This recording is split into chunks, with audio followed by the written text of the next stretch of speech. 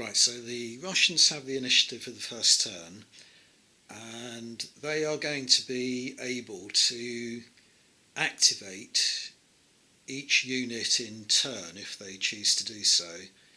And the Chechen player, to begin with, is only able to activate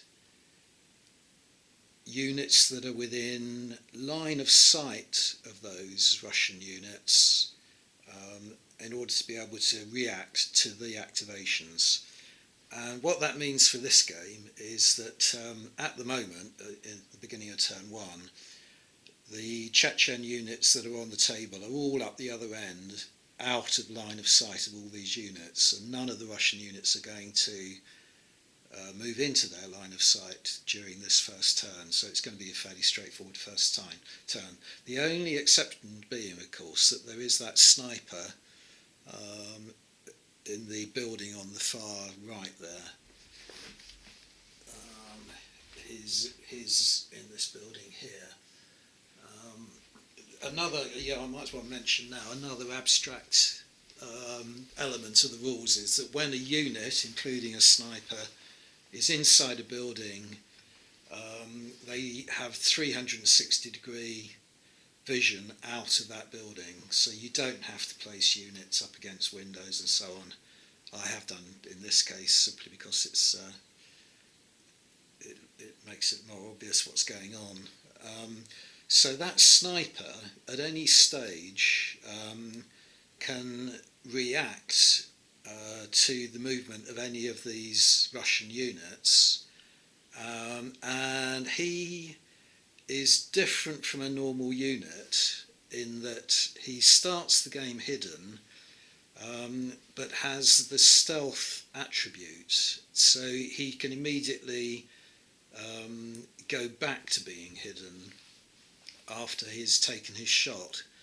And what that means is that the Russian units can't really do anything about him until they get within their troop quality range. And being troop quality D8, that means they have to get within 8 inches of him before they can spot him. Had he been a normal unit, having opened fire, the Russians would have been able to have reacted to that reaction, and then there would have been a roll-off of dice to see which of the two units got their shot in first, the Chechens or the Russians. But it's different with a sniper. So what I'm going to do is move all these units forward, and then stop at the point where the Russian takes his shot at one of the moving units. Right, so the tank crew are simply going to remain hiding for as long as possible. So up this end of the table, this unit here, in order to climb out of this sandbagged area, had to move at tactical speed, so they've only been able to move 6 inches. But I'm going to kind of move them forward through this area, and then they may either take the risk of crossing the minefield, or they're going to go up this road here. Similar kind of thing with this unit here. They've climbed out of the sandbagged area there, so 6-inch move. And this unit here have clambered over the fence, so they've moved at tactical speed, and they are now in this area here. And this is the unit that the sniper in this window here is going to take a shot at. Now, as it happens, I wasn't intending to move either of these two units at the moment. I think it's fairly reasonable for them to assume that there is going to be some kind of threat coming from this building here, and so they wouldn't want to move across this open area anyway. So the kind of Russian plan is for this unit to advance through this area of cover, get into the buildings and clear them out before these guys move forward, and if they do manage to flush the sniper out, they will then be able to signal to the heavier weaponry here to try and open fire on him anyway. So I'll show you how this firing works now. Right, so the sniper you have to calculate his firepower first of all. His troop quality 8, so he's going to be rolling d8s. First of all, for each figure in the unit, and there is only one figure, you roll a dice. So he's got one dice to begin with. There's such a thing for a weapon as the optimum range. Remember I said that the ranges of all these weapons exceed the distance of the table, but there is also an optimum range, and for a normal figure that would be his troop quality. So he's got troop quality of 8, so normally he would have an optimum range of 8, but being a sniper he doesn't have a minimum or a maximum optimum range, so anything on the table is within optimum range for him, so he gets another dice for that, and that's all he gets. He only gets 2 dice, he's only one single figure. Now you then calculate up the defensive ability of the unit that he's firing at.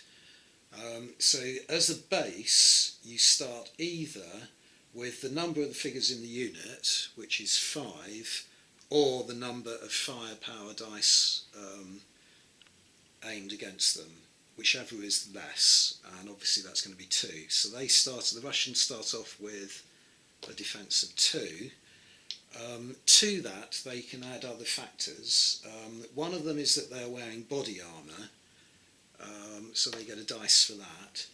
And the other is that being trained troops, they are able to take ability of any cover that is in the ground itself, which is different from taking cover behind solid cover.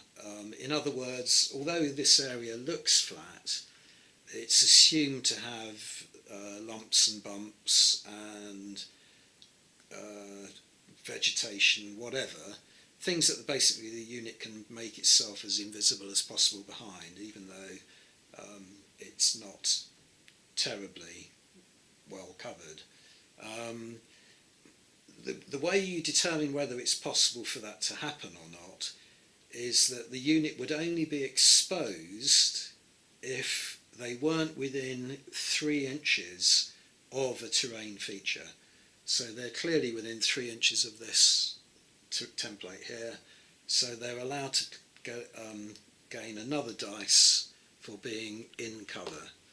So the sniper is going to roll 2 dice against the Russian defence of 4.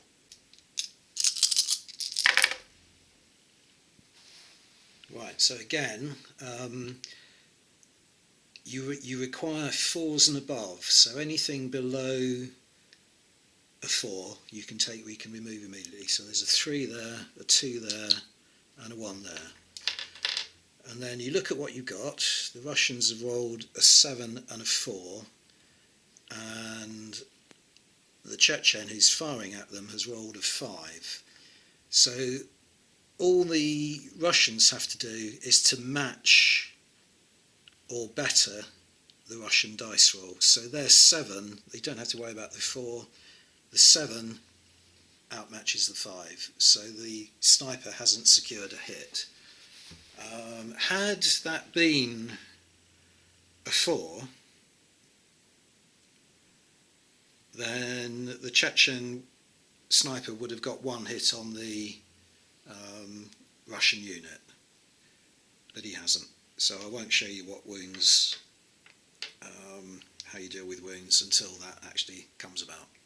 Okay, now had this sniper not had the stealth ability, a number of things would have happened. One is that this unit here could have reacted to his firing and even try and preempt his firing As he kind of revealed himself, they could have taken a shot at him, but because he's got the stealth ability and was hidden, they can't do that. Another thing that might have happened is that I could have put one of these units onto Overwatch at the beginning of the turn, and they could as well have reacted to that unit firing. But again, because he's a stealthy and hidden sniper, there was no point in putting a Russian unit on Overwatch for this first turn. And another thing that could have happened is that had he not had the stealth, he would have now been within line of sight of one of these two units, and they could have opened fire on him. But all the abilities of the sniper prevent them from doing that. So that's basically all the Russian units that I want to activate this turn. So it's now up to the Russians, the Chechens. They are allowed to activate any units that haven't already reacted to the Russian player. So I can't do anything with the sniper because he's reacted to the Russian movement over there.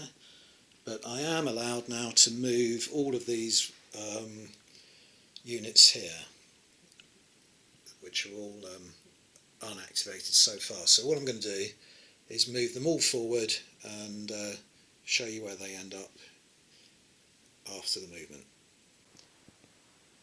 Right, so these two Chechen units here have made a 6-inch move in order to climb over this wire fence, and they're still out of line of sight of the Russians hiding behind these freight containers. This unit here made a rapid advance from behind that area of rubble to behind the chimney there. It wouldn't have mattered had they come within sight of any of those Russian units over here. I don't think they did, but the Russian units now are only allowed to react if they're fired upon. So they couldn't do anything about the Russian movement anyway. And another nice thing about these rules that I like is that it's blatantly obvious to the Chechen player where the tank crew are hidden, but they can't do anything about this tank crew until they get within their troop quality range, which again is going to be 8 inches, and line of sight. So this sort of high wall here is blocking line of sight, so that, in other words, they're going to have to move kind of more or less into this area here, somewhere in this region. They'll be able to see over this one in order to be able to have line of sight to these figures, and then they will have to test for their troop quality to see if they can spot them. So that is the end of turn one. Fairly straightforward turn, and there's nothing else to do. There were no injuries or anything like that, so we're on to turn two now, and the first thing we do in that is test for initiative to see who has the initiative again. Right, so the Russians still have 6 units on the table, so they get 3 dice for that. The Chechens still have 4 units on the table, so they get 2 dice for that. So the Russians outnumber the Chechens in terms of units, so they get a dice for that. And they now get another dice for having had initiative the previous turn, so they're going to roll 5 dice against the Chechens too. And again, we take away anything below a 4. And only Russian dice left, so the Russians have got initiative again. Right, so the first thing the Russian player is going to do is activate this unit here. Because they're going to move into this terrain now, they're still only going to be able to move at 6 inches. But once they're in there, they'll have cover. So the Chechen player is going to react immediately with his sniper and take another shot at them while they're still in this area here, so they don't get the bonus dice for being in cover, or behind cover, I should say. So it's going to be the same as the last turn. The Chechen sniper is going to roll 2 dice, so that gives these guys a basic defense of 2 dice, but they add another dice for wearing body armour and another dice for being in cover, so they're taking advantage of whatever cover the terrain they're in allows them to do. So it's going to be 2 dice against 4 again.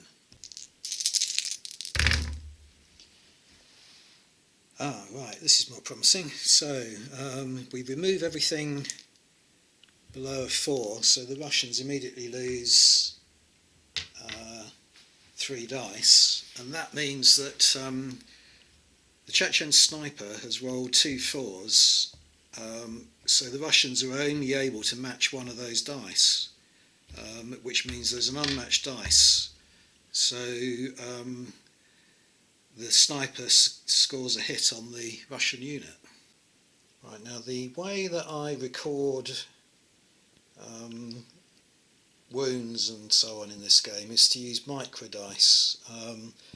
For the time being, I'm just going to put down a micro dice there with a 1 on it to indicate that there's been 1 injury. Until the end of the turn, you don't know what kind of injury that is when you do a first aid check. Now, or rather that's at the beginning of the next turn. But because they have suffered an injury, the unit immediately have to roll for morale. And what you do is you count up the number of combat effective figures in the unit. So one of these 5 has been injured. We don't know which one yet.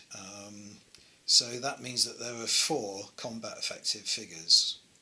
So for each figure you roll 1 morale dice. So the Russian morale type is D8, so I'm going to roll 4 D8s. And you look at the number of successes and fails. So a fail is anything below a 4. So there are 2 2s there and 2 7s. Now, had the number of successes been greater than the number of fails, they would have been okay. But if the number is equal or less than the number of fails, then they're pinned. So they are going to be pinned.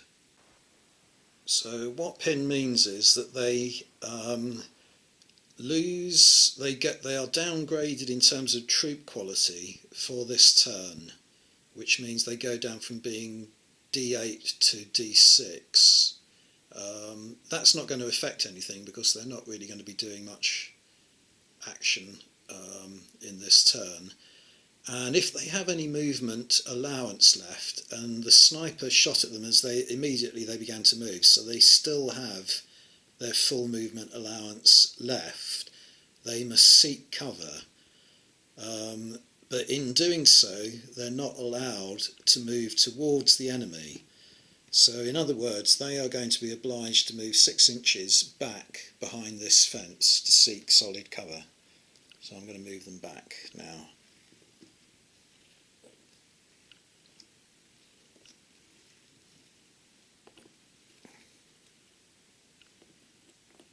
And take the injury with them, and that's the end of that unit's activation. So for the time being I don't want to do anything with these 2 units here. I'm going to keep the tank crew hidden as well, so it's just down to doing something with these 2 units. So all I'm going to do is move them forward. These guys are going to move 6 inches forward to here, and then these guys here are going to move forward. They could make a rapid move, except they'd have to slow down when they reach this rubble. So they are just going to move 6 inches up to this rubble, and if you remember, that is a hot spot. So in the next turn, if they remain stationary next to it, they will neutralise that hotspot. But what the Russian player can do, I know this does sound a little bit odd because the sniper has already reacted, but he can also react to that movement because he's got line of sight to them as he's firing across this solid cover. So he is going to take another shot at them, and his firepower will be reduced. It goes down by 1 for each reaction fire he's already made. So he started off with 2 dice, so he's now going to have 1, which means that that unit there are going to start with a basic defence of 1 dice and then add 1 for body armour and 1 for being in cover. So they're going to roll 3 dice against the sniper's 1. Well, the sniper's failed, so no hits. Right, so I've moved this other Russian unit forward 6 inches. So that is the end of the initiative player's activations, which means the Russian player can now the Chechen player can now activate any units that haven't reacted to the Russian player, which is virtually all of them. So I've made a rapid advance with these guys forward into this area here. I think next turn that means that because that is all low terrain, they will certainly be in line of sight of these guys here. Yeah. And possibly also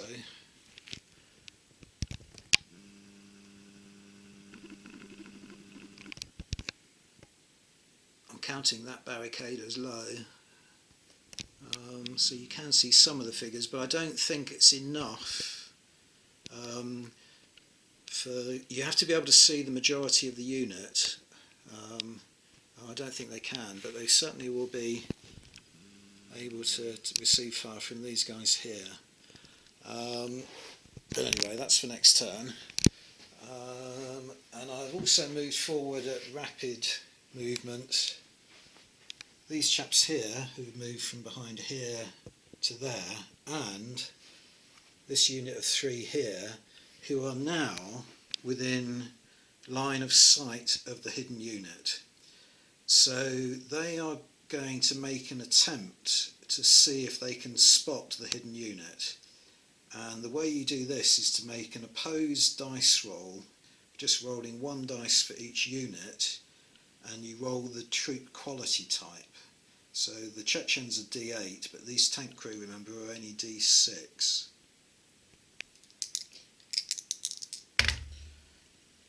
Right, so that's a fail, and that's a success. So the Russians can remain hidden. So it means that the Chechens can't fire at them. Another thing I could have done was to ambush with the tank crew, but I didn't want to do that because they're not good quality anyway, and they want to remain hidden as long as possible. The minute they ambush the approaching unit, they give away their position. So it's worked out well for them because they remain hidden.